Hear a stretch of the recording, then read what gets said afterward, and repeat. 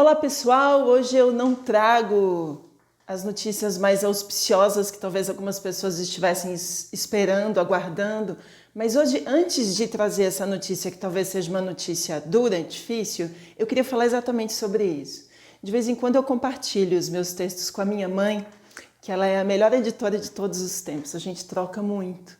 E aí ela virou para mim e falou assim: "Uai, minha filha, hoje tem notícia difícil de novo." Aí eu respondi para minha mãe mineira: "Uai, mãe, é o que tem para hoje." E ela falou: "Puxa, mas você não fica assim receosa das pessoas ficarem muito assustadas ou muito avessas a essas notícias? As pessoas estão cansadas de notícias ruins. Você pode inclusive perder muitos leitores, muitos telespects." Aí eu parei e pensei: puxa, que resposta que eu dou para ela, né? Aí o que me veio à mente foi o seguinte: não é que eu gosto de dar notícias ruins. Hoje, inclusive, já tem comentário no Instagram dizendo que eu adoro dar notícias ruins. Eu queria dizer para vocês o seguinte, que eu acho que a gente tem que ser coerente com aquilo que a gente faz. E eu tento ser o mais coerente possível com aquilo que eu escrevo e que eu falo todos os dias. O posicionamento de hoje é um posicionamento bem tenso, é uma das marcas desse 2020, e se eu abafar o caso, disser que a situação é mais suave do que ela é na verdade, quando eu chegar lá no final de 2020, eu olhar para trás, para tudo o que eu falei e escrevi, e aquilo não tiver coerência com o que aconteceu, ou com o que eu pesquisei, ou com o que é de fato, eu vou me sentir muito mal. A Astróloga já existe desde 2011, eu já escrevo desde 2011, o site já existe há muitos anos, ano que vem vai completar 10 anos. E eu comecei a fazer os vídeos no final do ano passado, em novembro de 2019, porque eu sou uma pessoa muito cautelosa, muito criteriosa, muito cuidadosa para fazer tudo que eu faço. E o que eu faço não é necessariamente um trabalho de previsão, como eu digo também, é um exercício de presença. Estou aqui junto com vocês, presente todos os dias, tentando olhar para o céu, tentando entender o que a gente já viveu em outros tempos, traçando comparativos arquetípicos, históricos, astrológicos, simbólicos, para tentar entender o que aconteceu em outros ciclos e trazer essa realidade para nós agora, nesse dia, nessa semana, nesse tempo, e a gente tentar perceber o que aconteceu antes e por paralelo pode acontecer agora, de que maneira agimos antes e de que maneira podemos agir agora. Então a minha maior preocupação é essa, é ser coerente com aquilo que eu falo. Se alguns de vocês ficarem incomodados com as notícias que porventura não sejam notícias muito boas, eu vou compreender completamente. Talvez sejam pessoas que precisem de fato estar com pessoas que abordem situações de uma outra maneira. Mas eu sou assim, inclusive, nos atendimentos astrológicos. Eu não passo a mão na cabeça das pessoas. Eu acho que as questões que a gente tem que tratar, a gente tem que tratar. E quando a gente sabe que a gente tem um problema para tratar, ou que a gente tem um período longo, difícil e árduo, eu particularmente, Aline, acho que a gente ganha força, porque a gente se depara com o que a gente tem, com a realidade que é, embora a palavra realidade seja absolutamente subjetiva, passível de várias construções, mas penso eu, dentro do que eu quero passar para vocês, que tentando ser o mais realista possível, nem otimista demais, nem pessimista demais, eu consiga ajudar as pessoas que me procuram a ter perspectivas mais aterradas, mais clarividentes, no sentido de enxergar com clarividência, com clareza, aquilo que se pode fazer, aquilo que pode ser feito e, de fato, colocar a mão na massa, trabalhar-se externamente e internamente para que a gente promova mudanças. Então essa é a minha postura, tentar ser o mais coerente possível. No vídeo de 2019, acho que eu gravei em dezembro, falando sobre 2020, eu já falava que seria um ano difícil, desafiador, embora nem cogitasse a questão da pandemia. Algumas pessoas, inclusive, escrevem de vez em quando nos comentários: é fácil falar mal do planeta agora, quero ver se falou e se escreveu alguma coisa antes. É por isso que eu mantenho uma coerência. Eu comecei o canal no ano passado já falando de um ano de 2020 super desafiador. Já comecei desta maneira e continuo nessa maneira de abordar as coisas, de abordar a vida, de abordar as pessoas, de abordar a evolução. E a minha evolução é honesta e coerente com vocês e comigo, porque eu me sinto bem, durmo bem e acordo bem, sendo coerente com as coisas. Então, depois desse grande nariz de cera, desse papo reto com os meus amigos e com as minhas amigas, queria falar sobre os posicionamentos de hoje. Bom, o que nós temos para hoje? Hoje, amanhã, nós temos uma lua em Capricórnio, mas mais difícil do que isso é o posicionamento que se iniciou ontem, que é a quadratura de Marte em Áries como os planetas maléficos.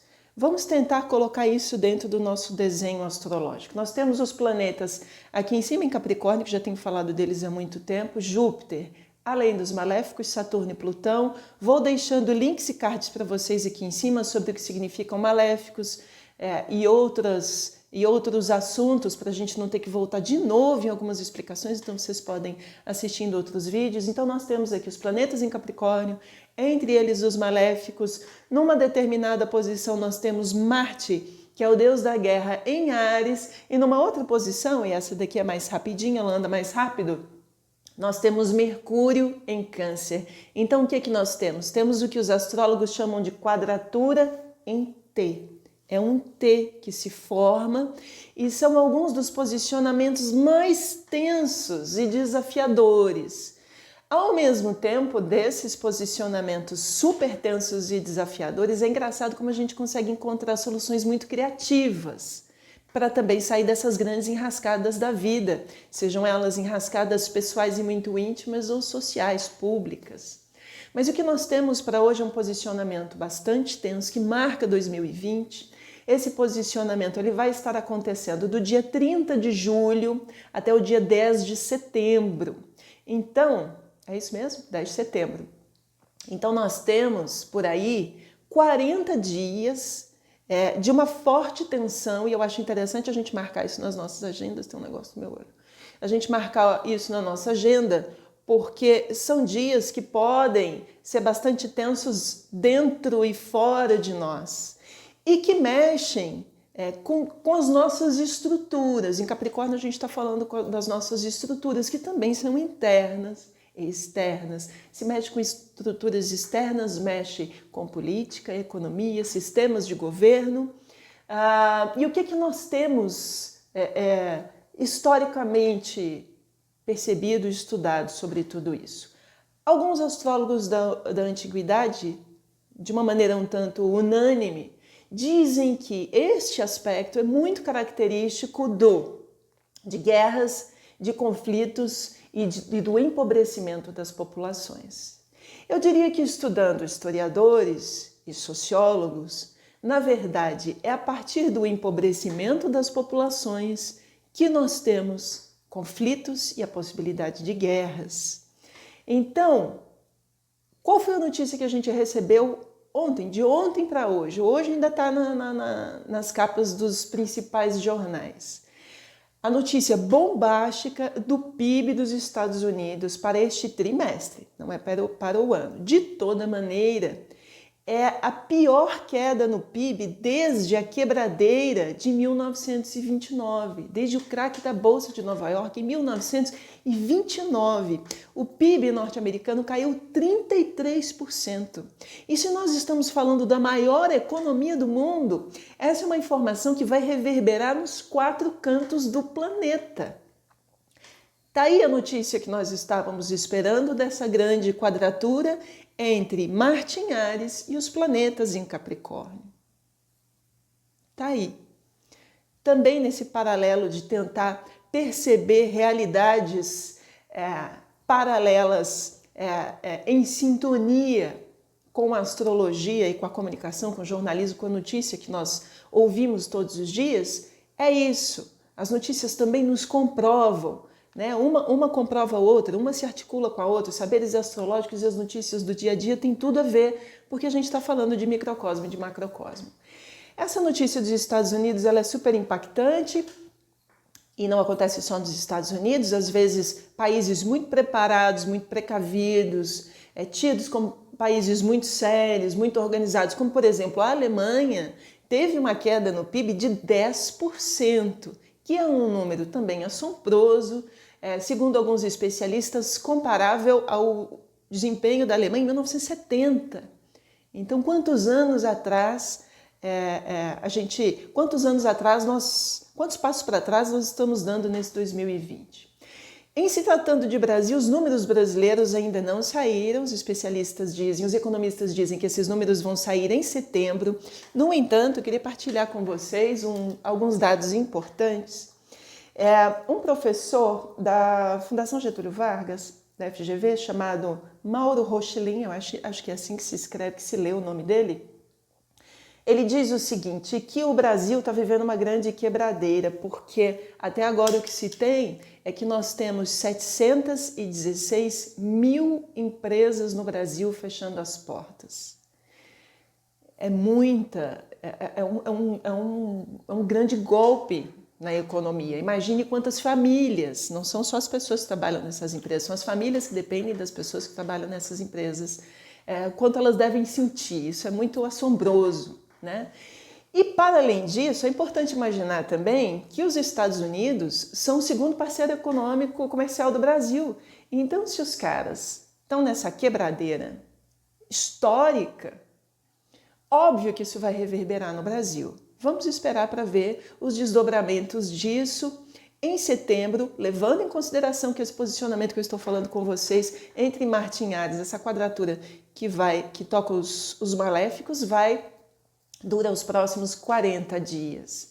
Agora, de novo, é interessante perceber o seguinte, apelando para sociólogos, apelando para historiadores e apelando, inclusive, para uma área muito específica da psicologia que lida com a psicologia das massas, que é justamente quando a gente tem um empobrecimento das populações, que as populações precisam encontrar do lado de fora um bode expiatório. Esse é um mecanismo muito comum das pessoas de um modo geral e que se potencializa, se maximiza com a força de um coletivo unido para encontrar um culpado. A gente tem que encontrar um culpado, a gente tem que se organizar para combater este culpado e nesse momento aumentam fortemente os sentimentos de autoritarismo, de nacionalismo. O que é o nacionalismo? É um sentimento mais territorialista. Meu país é melhor do que o seu, minha casa é melhor do que a sua, minha cultura é melhor do que a sua. É um sentimento de autopreservação. E, portanto, nesse processo de ir em busca de bodes expiatórios, a gente começa perseguições. Como é que foi que eu escrevi hoje? Qualquer semelhança com situações que já aconteceram conosco no passado não são mera coincidência. Nós estamos vivendo processos astrológicos e históricos que talvez nós já tenhamos visto isso antes. E isso tudo, esse processo dessa quadratura em T com Marte, ela aciona processos sombrios que não se vê, lembranças que não se queria ter em Capricórnio. Em Capricórnio fala disso tudo, fala de nacionalismo, autoritarismo, perseguições e fala sobre porões, sobre os porões das nossas lembranças, porões das coisas que nós preferíamos esquecer. E estamos falando de questões coletivas, históricas, relativas a um povo, relativas a um tempo e que podem estar sendo acionadas novamente. Então, a imagem que eu trago para a gente hoje é a imagem de um porão. Alguma coisa acontecendo nos porões e vindo, surgindo, eclodindo. E dentro desse processo, de novo, baseado em psicólogos, sociólogos, historiadores, é possível que toda essa força sombria e coletiva, a gente está falando de uma movimentação coletiva que pode se insurgir, pode eclodir em conflitos e guerras justamente para tentar encontrar de novo um ponto de equilíbrio, absolutamente sombrio imaginar dessa maneira, né?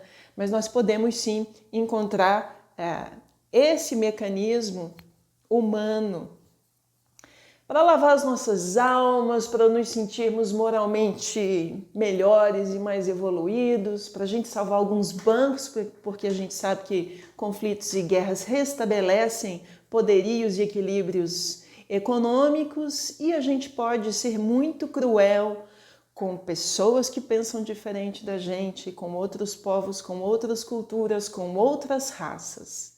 Então, a gente está num momento muito delicado em que a gente tem que pensar de maneira de fato coletiva e de maneira de fato vibracional, pensando no que a gente quer em termos de evolução. De novo, vem minha mãe na minha cabeça: minha filha, de novo notícia ruim. É porque eu acho que quando a gente vai no cerne da questão, a gente ativa dentro da gente mecanismos. Quando nós temos um pacto de verdade com a vida, a gente também tem um pacto de resolução da vida, de enxergar a vida da maneira mais clara possível. De novo, outro dia alguém escreveu para mim: como é que você não falou sobre isso antes? Eu não sou mãe de nada, eu nunca me propus a desvendar o futuro, eu não tenho bola de cristal. O melhor que eu tenho são os meus livros, aos quais eu me dedico a vida inteira. É dessa forma que eu vou atrás do porvir, do que a gente está sentindo agora e do que a gente pode vir a perceber e sentir novamente por manifestação cíclica e paralela num futuro muito breve. E é isso, é nesse sentido que eu vou, e eu acho que se a gente estiver cada vez mais conectado com a nossa presença nesse planeta e com a nossa verdade, a gente pode olhar para esses porões, olhar para essas características sombrias e finalmente agir sobre elas com luz, não com medo delas, mas de outra maneira, sabe? Com verdade, com frontalidade, sem medo, sem medo. E é isso que eu faço aqui todos os dias, encarando a minha verdade, uma verdade que eu acho que é nossa também, que é coletiva, sem ter medo do que virá. Eu acho que é isso, é o que tem para hoje. Além disso, só para concluir, para a gente puxar para as artes, porque nós temos a arte para não morrer da verdade, que às vezes é tão dura, Nietzsche disse isso para a gente. Tem um filme que eu sugeri que traz a imagem do texto de hoje, que é a imagem de um porão, uma figura descendo um porão. Eu não saberia dizer se é um porão ou se é um bunker, talvez seja um bunker, mas tem essa mesma função de alguma coisa nos submundos, alguma coisa oculta, alguma coisa velada dentro de uma casa ou dentro da gente, que é uma cena do filme O Parasita, do Jong Bong-ho, que foi o filme que ganhou o Oscar de melhor filme nesse ano de 2020, é um filme sul-coreano, é um filme fantástico, e talvez muitas das perspectivas desse 2020 nós pudéssemos sacar, atinar, descobrir, entender por meio desse grande filme que se chama O Parasita. Se você não assistiu ainda, assista, fica a dica para o final de semana. Ok, pessoal? É isso. A gente se encontra de novo na segunda-feira da semana que vem. Eu desejo a todos um ótimo final de semana, que o céu nos guie e que o amor nos transforme.